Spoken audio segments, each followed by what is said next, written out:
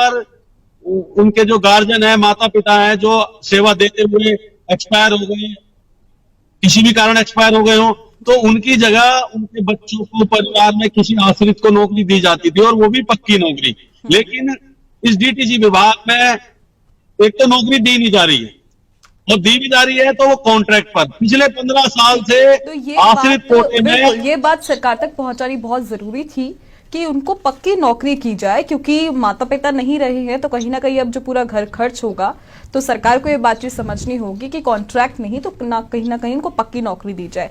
एक आखिरी सवाल अली जी मेरा आपसे यही रहेगा कि आप पहले तो मैं चाहूंगी कि आपकी जो मांगे हैं, कोई भी जो आपकी 3 बड़ी मांगे हैं वो आप हमें दर्शकों को बता सके, और आपकी अगली रणनीति क्या होगी, क्योंकि आप जिस तरह से शांतिपूर्ण तरीके से अभी भी नई सरकार, या मैं यूं कहूं कि रेखा गुप्ता सरकार से नजरें और उम्मीद लगाकर बैठे हैं, वो वाकई में अच्छी बात है। क्योंकि आप भी जानते हैं कि अगर डीटीसी ही सड़कों पर उतर आएगा तो दिल्ली की आम जनता का क्या होगा। ये काफी सराहनीय बात है, और मैं चाहूंगी कि आप अपनी कोई जो आपकी मांगे हैं वो एक बार दर्शकों को जरूर बताएं। देखिए, हमारी जो मांग वो लगातार लंबे समय से चलती आ रही है, लेकिन मैं आपके पिछले एक सवाल में कुछ ऐड करना चाहूंगा जो आप सवाल किया था। जैसे कि आपने बोला कि आश्रित के परिवारजनों में से किसी को नौकरी मिल जाती है, चाहे वो कॉन्ट्रैक्ट पे सही।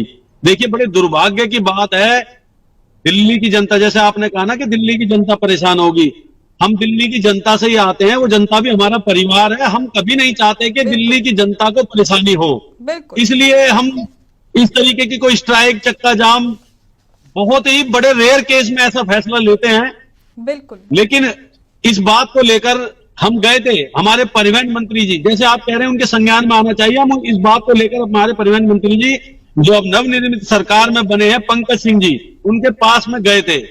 देखिए, बड़े ही दुर्भाग्य की बात है, हमने उनसे ये बात रखी कि जो आश्रित लोग जो इसमें नौकरी कर रहे हैं, जो माता पिता की जगह पे लगे हैं, उन्हें कॉन्ट्रैक्ट पर साल से रखा गया है, और उनको कम से कम, और कर्मचारी जो बेचारे जनरल कोटे के हैं, उन्हें जब आप करोगे कम से कम इनके प्रति तो सहानुभूति है।